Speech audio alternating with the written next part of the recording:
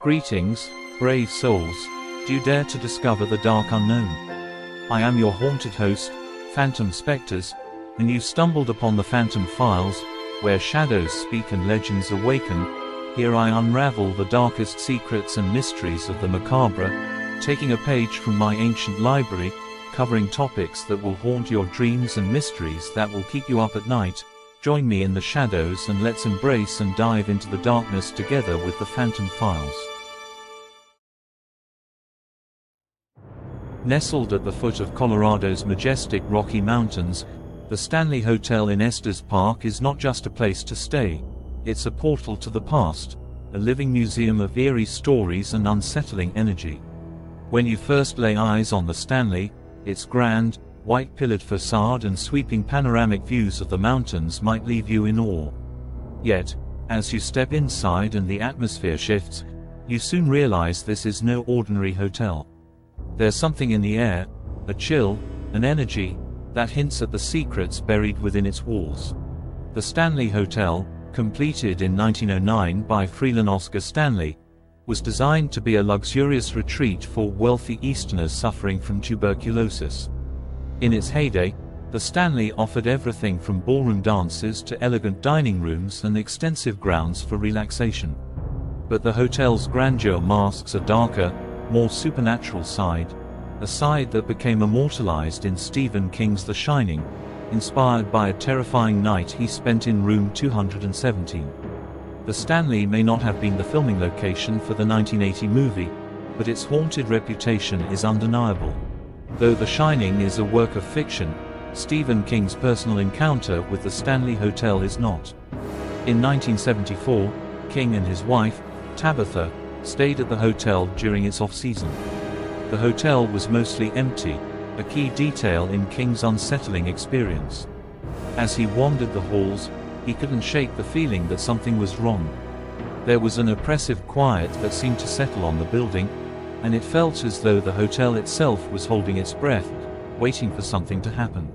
King's eerie inspiration struck one night when he retired to room 217. There, he had a vivid nightmare involving his young son, Danny, being terrorized by a malevolent force. The images were disturbing, enough so that King woke in a cold sweat, overwhelmed by the intense sense of dread.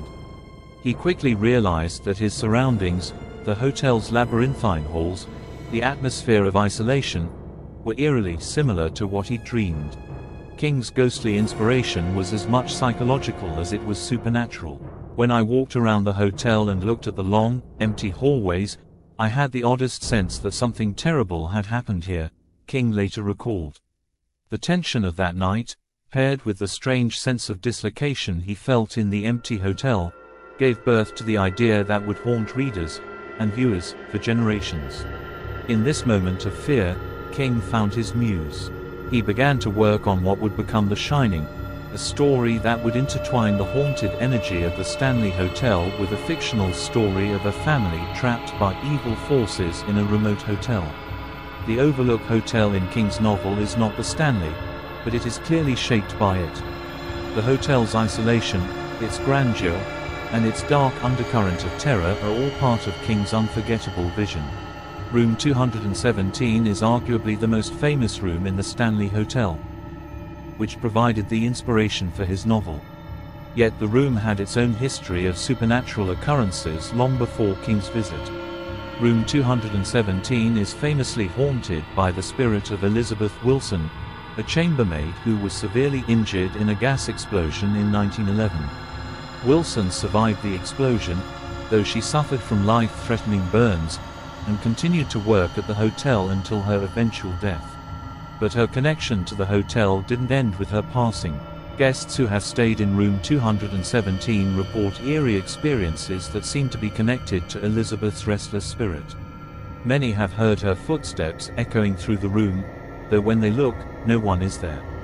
Others have experienced the strange phenomenon of their luggage being mysteriously unpacked, as though someone is tidying up behind them, sometimes, even when they had only just arrived. In some reports, guests describe a sense of something, or someone, pressing down on the bed, almost as though invisible hands are pulling the covers off or even pushing them out of bed. One particularly chilling encounter involved a guest waking up in the middle of the night, only to find themselves suddenly yanked from the bed, as if an unseen force had thrown them onto the floor. Though Elizabeth's ghost is most commonly described as benign, there are more disturbing tales. One guest recalled feeling a cold hand brush their face as they lay in bed, followed by the sensation of being tightly held down, unable to move. It's unclear whether these actions are meant to be playful, or if Elizabeth's spirit is simply caught in some eternal loop of cleaning, still determined to do her work even in the afterlife. While some people describe Elizabeth's ghost as kind, perhaps still performing her duties in the afterlife, others feel an underlying sense of malevolence. The overwhelming sensation of being watched, even when the room seems empty, is a common report. Whether Elizabeth is there to ensure the rooms are kept in order, or something more sinister lurks within her ghostly presence, Room 217 continues to be a hotspot for strange occurrences. While Room 217 is a place of darkness and mystery, the fourth floor has a different kind of energy, one that is more mischievous than terrifying. This floor is often associated with the spirits of children, spectral children, perhaps, who have never truly left the hotel. Some of the most common phenomena reported by guests on the fourth floor include laughter, the sounds of tiny footsteps echoing down the hall, and the distant sound of a ball bouncing, when no ball is ever seen. There are stories of children's spirits racing up and down the hallways, their voices full of innocent glee, yet always followed by an unsettling quiet. Some visitors have said they have heard knocking on the doors, only to open them and find no one. Others report feeling a sudden coldness, as though someone is brushing past them. One guest recalled hearing a child's voice say, "Come and play," before feeling the unmistakable sensation of small fingers tugging at their sleeve. When they turned, no child was in sight. The haunting presence of these children is especially eerie because many people believe they were children who died during the hotel's early years. There are rumors that some of these children may have succumbed to illness, accidents, or the Spanish flu, which swept through the country around the time the hotel first opened. While their spirits are often described as playful, they remain a haunting reminder that the hotel's walls hold many untold stories. Despite their ghostly games, the children's spirits aren't always benign. There have been reports of guests hearing what sounds like the unmistakable laughter of a child, only to find themselves locked in their rooms later that night. Some claim to hear muffled whispers coming from the hallway in the dead of night, followed by the soft sounds of footsteps as if someone is moving just beyond the door. The McGregor Ballroom is one of the Stanley Hotel's most beloved spots, a place once filled with the lavish energy of high society. But in its current form, the ballroom is known for something a little less festive, something far more unsettling. Guests who wander through the grand ballroom after dark often report hearing faint sounds of laughter, the clinking of glasses, and distant piano music, as if a party is still in full swing. However, when they investigate, they find the ballroom completely empty. It is said that the ghostly presence of past guests lingers here, drawn back to the place where they celebrated life's finest moments. Some visitors believe that the sounds they hear are the echoes of the past, a phantom celebration that never truly ended. Others speculate that it could be the spirits of the Stanley family, still watching over the place they built. Freelan and Flora Stanley were known for their extravagant parties, and it is said that their spirits still return to the ballroom, perhaps longing for the glory days when the hotel was a beacon of social life. There have been reports of a faint, haunting melody coming from the grand piano, often described as a song of longing. Many believe this music could be the work of Flora Stanley, an accomplished pianist in life. While no one has ever been seen playing the piano, the sound is unmistakable. It's as if Flora's love for her husband and the hotel she cherished keeps her bound to this place, forever playing her music in the quiet hours of the night.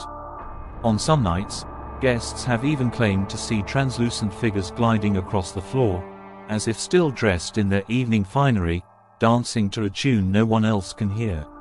The ballroom, once alive with the exuberance of the living, now echoes with the strange beauty of ghosts who refuse to leave.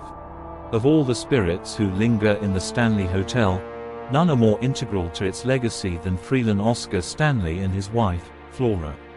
Freelan, the visionary inventor and businessman who founded the hotel, has been spotted several times by guests, particularly in the lobby. His spirit is often described as tall and dignified, offering a silent, solemn welcome to visitors. Despite his absence from this world, Freelan seems to continue his work of overseeing the hotel and its legacy, offering a quiet, comforting presence to all who cross his path. Some say that Freelan's spirit is still working in the hotel, ensuring it remains as pristine and remarkable as it once was. His wife, Flora, on the other hand, is often heard more than seen. Her music, a soft, haunting melody, drifts through the air, though no one is ever seen sitting at the piano. The haunting sound of her playing is particularly noticeable on quiet, dark nights when the wind howls through the halls of the Stanley. Many guests believe this is Flora's way of comforting the living, reminding them that the hotel's legacy is one of love, both for the hotel and for her beloved Freelan. There's something about the Stanley Hotel that draws people in, even as it keeps them at arm's length. Whether it's the lingering spirits of the past or the haunting sense of nostalgia for a time long gone, this hotel offers an experience that cannot be duplicated elsewhere. It's a place where the past and present converge, where restless souls wander the halls, and where the air is thick with history. The Stanley Hotel's mystique isn't just about ghosts, it's about the way the hotel itself seems to carry the weight of its history, almost as if the walls themselves are alive with memories. From the grand staircase that whispers of old souls to the phantom music that drifts through empty halls, every inch of this place is soaked in the past. It's a hotel that knows its own story, one that intertwines with the lives of those who've come and gone, leaving an indelible mark on the space. It's not just the physical structure that seems to hold these spirits captive, but the emotional resonance of the events that took place here. From the grand celebrations of the Stanley family to the quiet moments of sorrow, every footstep, every gust of wind, every flicker of light is a reminder that the past never truly disappears. It simply transforms, lingers, and evolves into something more haunting, more ethereal. The spirits of the Stanley Hotel don't just haunt its halls, they are the soul of the place itself. Perhaps the most unsettling part of all is the sense that the Stanley is more than just a building. It's a living, breathing entity that holds memories, emotions, and even spirits. There's a feeling that the hotel watches you as much as you watch it, as if it's alive in a way that transcends what we know of the living world. The longer you stay, the more you feel that strange connection, the tug of history, the chill of something unseen, and the unshakable sense that you're never truly alone.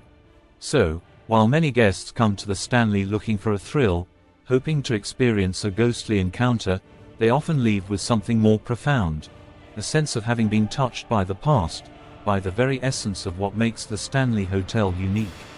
And as long as its doors remain open, the spirits will continue to linger, ensuring that the hotel's secrets remain just as tantalizing and terrifying as ever. So, if you ever find yourself in Estes Park, Colorado, take a moment to venture through the halls of the Stanley Hotel. Just be prepared to leave with more than just souvenirs. Because, as many guests have discovered, it's easy to check in, but it might not be so simple to check out, especially when the spirits of the past are still waiting to greet you. This has been the Phantom Files, and until next time, stay curious, stay vigilant, and always question what is lurking in the shadows.